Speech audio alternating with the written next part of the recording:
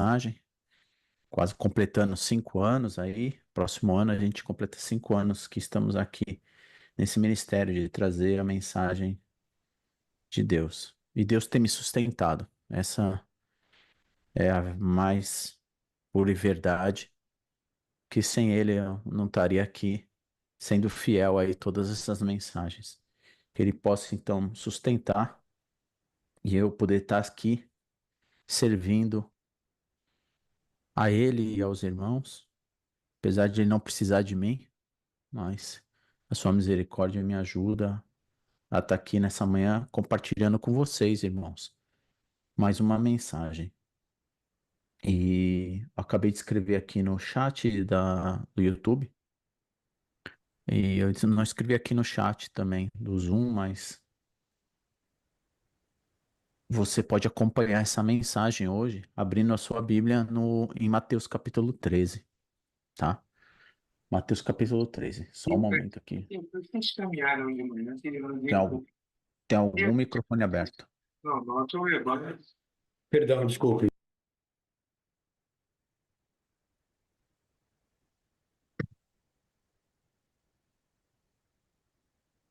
Bom, agora estou numa outra plataforma também aqui, ao vivo. É, bom dia para você também que está aqui no Instagram acompanhando a gente. Já vou pedir para você curtir, deixar o seu joinha ali no YouTube. Nós temos 22 curtidas, temos 55 pessoas conectadas no YouTube.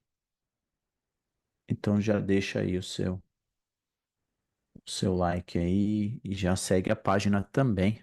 É uma forma de você ajudar a propagar essa mensagem. Até se quiser contribuir financeiramente, eu vi que tem ali no YouTube também, como você contribuir ali, tá bom? Esse ministério que o nosso irmão Otávio vem sido assíduo aí também durante todos esses anos. Irmãos, eu tenho falado nas últimas mensagens sobre as parábolas de Jesus, né? Eu citei aqui que são mais ou menos 42 parábolas e nós estamos na nona parábola, e eu acredito que Jesus falou aí quase um terço da sua mensagem por parábolas, né? E a última parábola, se você não viu, tá aí já no YouTube, no Instagram. Você pode ir lá e assistir. E a gente falou de uma parábola extremamente importante, se não a mais importante que Jesus disse, que foi a última. Foi a do semeador. Ele está citando isso a todos quando ele entra num barco. É uma multidão de gente. E depois ele explica a parábola do semeador somente para os discípulos, tá? E na sequência, ele vai então falar outras parábolas. E hoje eu queria falar sobre, né, a parábola do joio. Não sei se vocês sabem, é, a gente tem o trigo e o joio.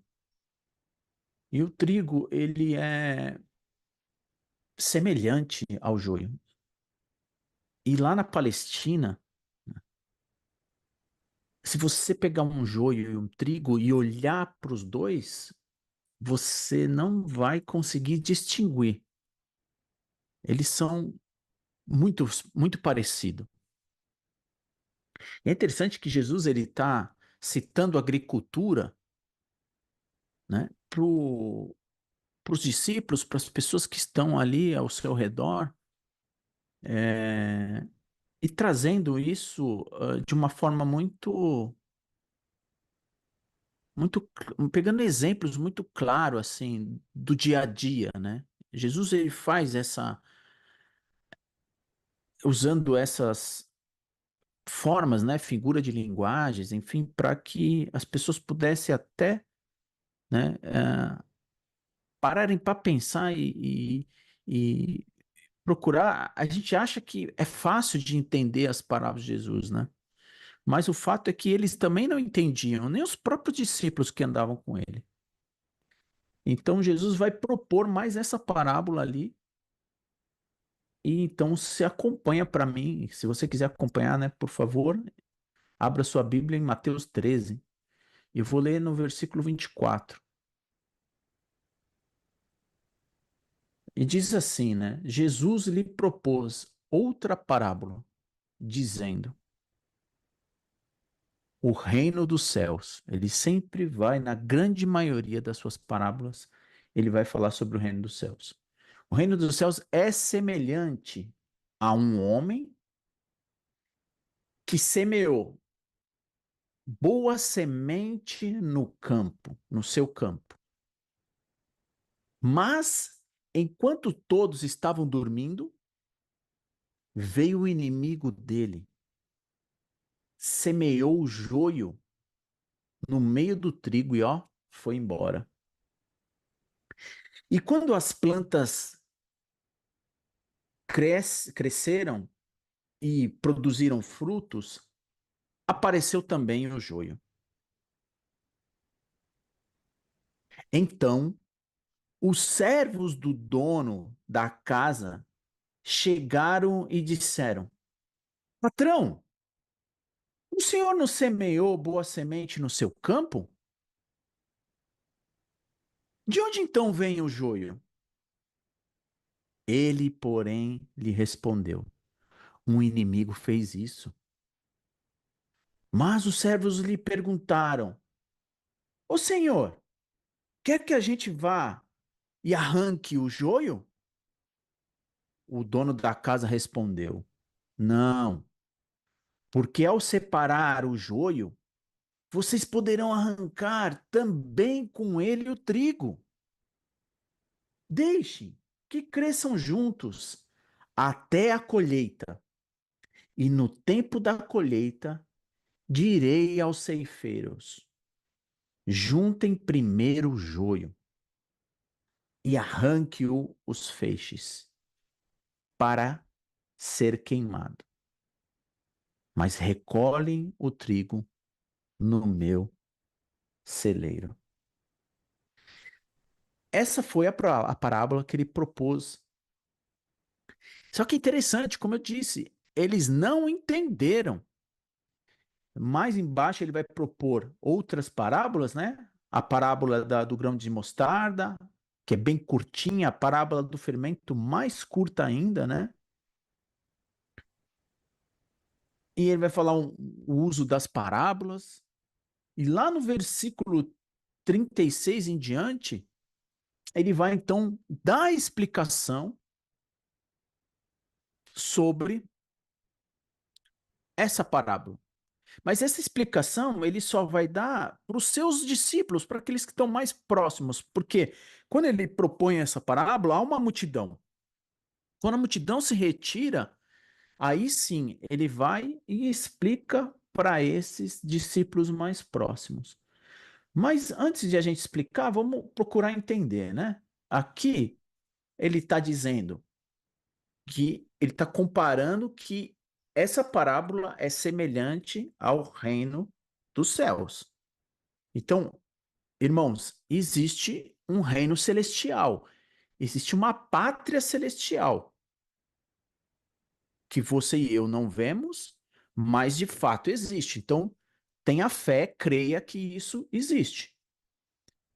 E ele está dizendo que essa pátria celestial, esse reino dos céus, é semelhante a um homem que vai no campo. Então, o homem tem um campo e o homem começa a semear um trigo, né? Esse trigo que vira um alimento, que geralmente é o pão, enfim, uma série de alimentos saem, né, que a gente faz para o trigo.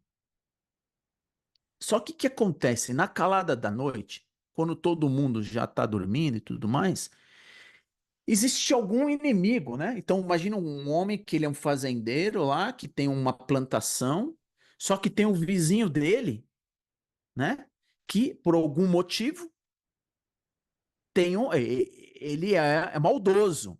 Ele né? Ele tem inveja, essa é a verdade, né? A gente sabe quem é esse inimigo, né? E sabe, inclusive, né, que esse inimigo planta no meio dessa plantação de trigo, ele também joga o joio.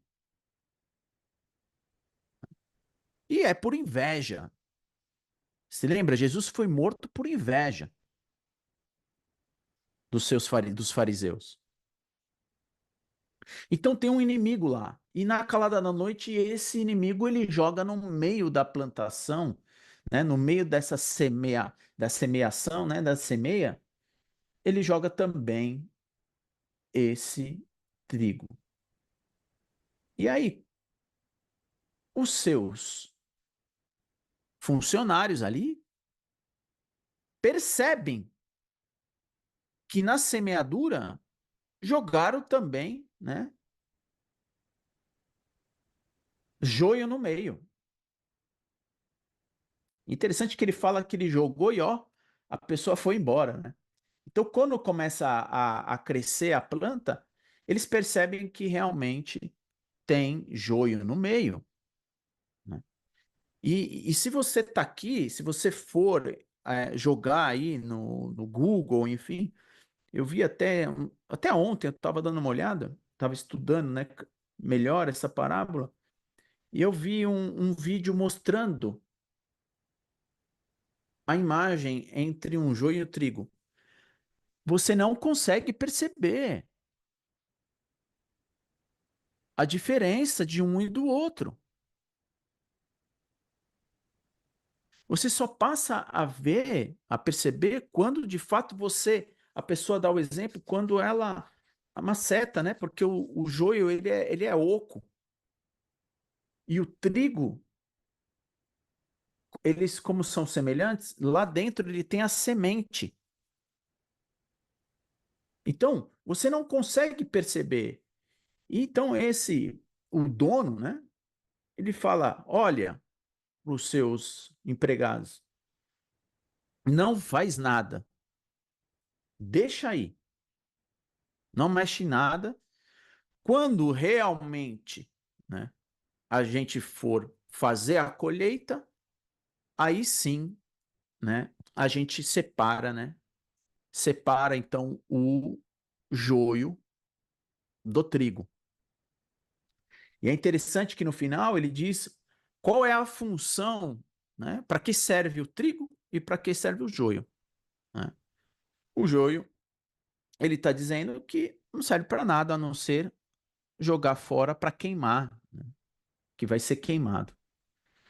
Bom, de fato eles não entendem. E aí a gente vai então, o próprio Jesus vai explicar. Então vamos ler para entender o que significa essa parábola. Acompanha comigo então no próprio, né, o Evangelho de Mateus, capítulo 13, versículo 36. E a gente vai entender isso e como a gente pode aplicar então isso para as nossas vidas no dia de hoje. Ele diz assim: então, despedindo as multidões, Jesus foi para casa e, aproximando dele os seus discípulos, disseram: Diz, explica para nós a parábola do joio e do campo. E Jesus então respondeu: o que semeia a boa semente é o filho do homem. O campo é o mundo. A boa semente são os filhos do reino. E o joio são os filhos do maligno. O inimigo que semeou é o diabo. A colheita é o fim dos tempos. E o ceifeiro são os anjos. Pois assim como o joio é colhido e jogado no fogo, assim será no fim dos tempos. O Filho do Homem mandará os seus anjos, que ajuntarão do seu reino todos os que servem de pedra de tropeço e os que praticam o mal, e os lançarão na fornalha acesa. Ali haverá choro e ranger de dentes. Então os justos resplandecerão como o sol, e o reino de seu Pai. Quem tem ouvidos para ouvir, ouça. Acredito que ficou muito claro, né? Então Jesus se retira e depois se aproxima os discípulos e pede para Jesus mais uma vez explicar sobre o que é essa parábola.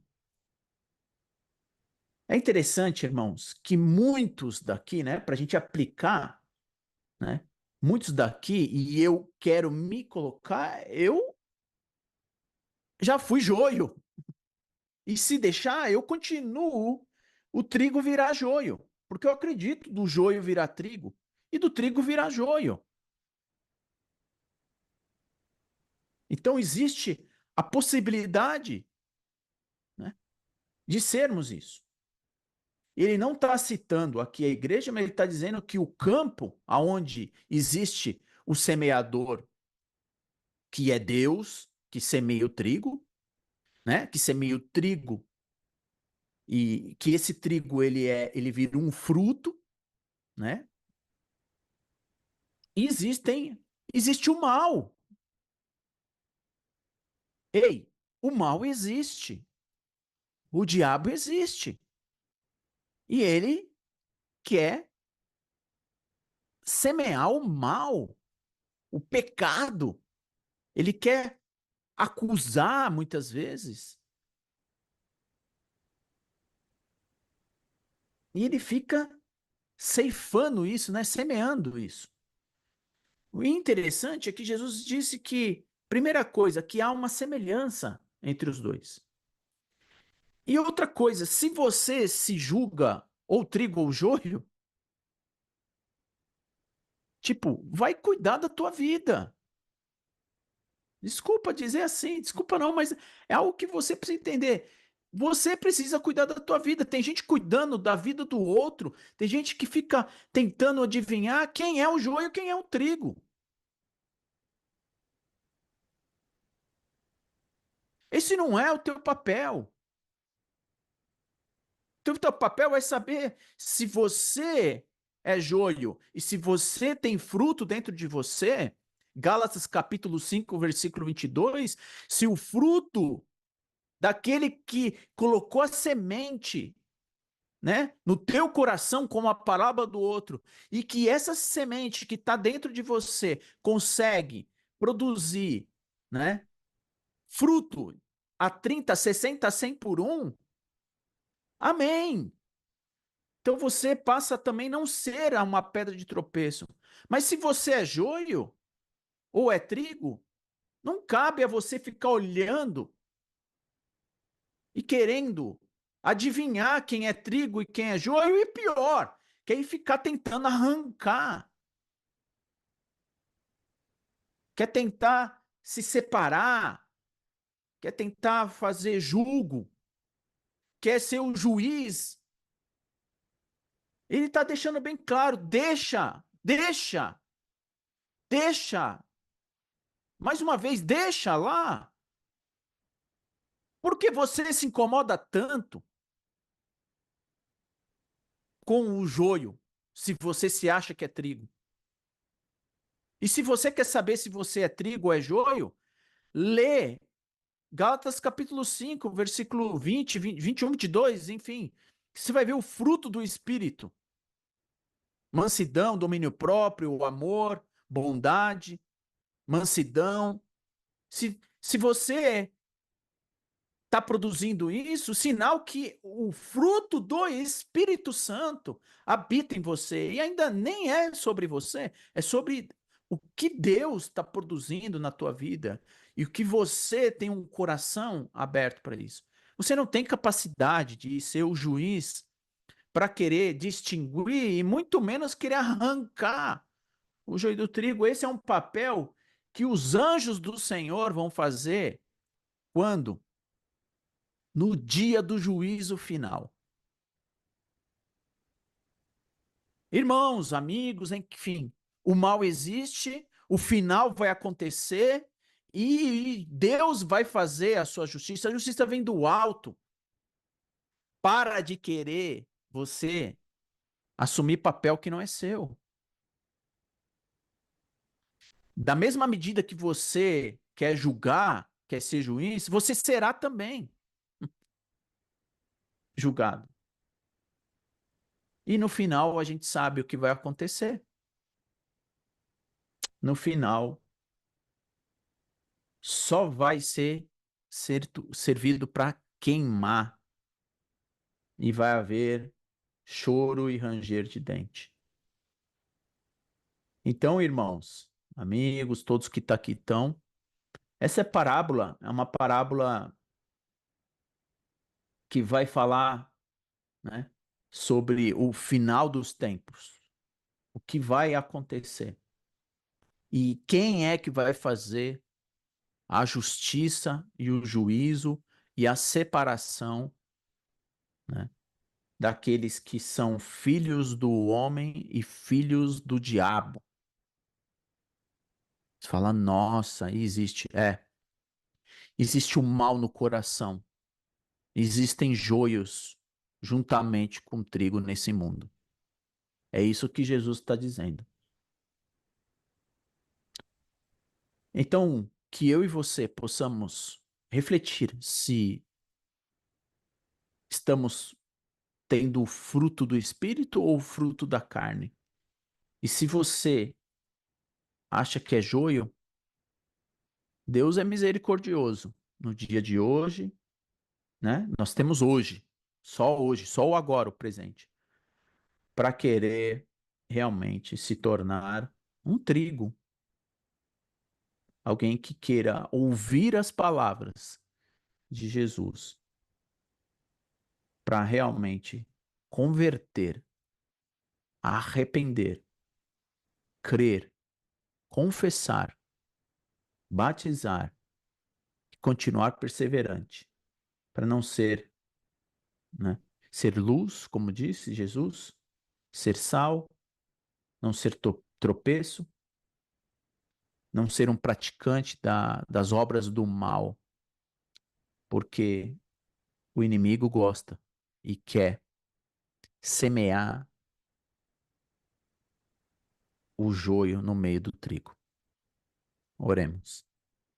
Santo Deus, Pai querido e amado, maravilhoso és o Senhor. Reconheço, Pai, que inúmeras vezes eu fui um joio, eu pratiquei obras, Pai, que não são divinas do Senhor, porque a vontade da carne foi muito maior do que a sua vontade. Estou diante do Senhor, Pai, primeiramente para agradecer o que o Senhor tem feito nas nossas vidas. O Senhor tem sustentado, o Senhor tem sido misericordioso.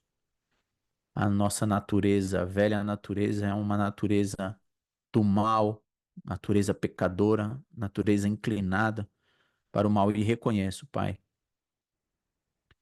que o Senhor é bom, o Senhor é um Deus maravilhoso, um Deus que nos ama, um Deus que nos faz a gente se redimir dos nossos pecados, que o Espírito do Senhor toque e toca os nossos corações para reconhecermos, Pai, o quão pecador nós éramos, o quanto pecador ainda existe nesse mundo, mas que o Senhor propõe, Pai, através do amor que o Senhor tem, através de Jesus Cristo, para nós sermos redimidos dos nossos pecados.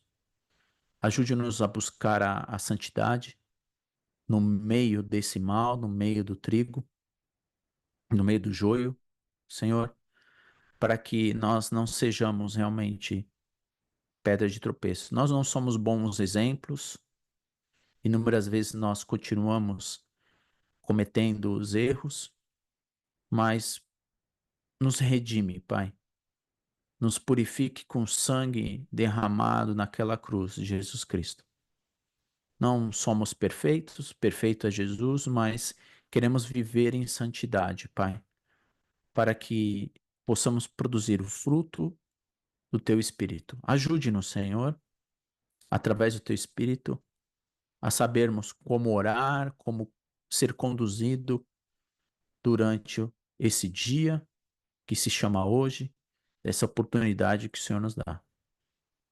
Pedimos as tuas bênçãos, ajuda, Pai divina, sobre os irmãos, sobre os nossos amigos, enfim, para que todos nós possamos cuidar principalmente da nossa alma.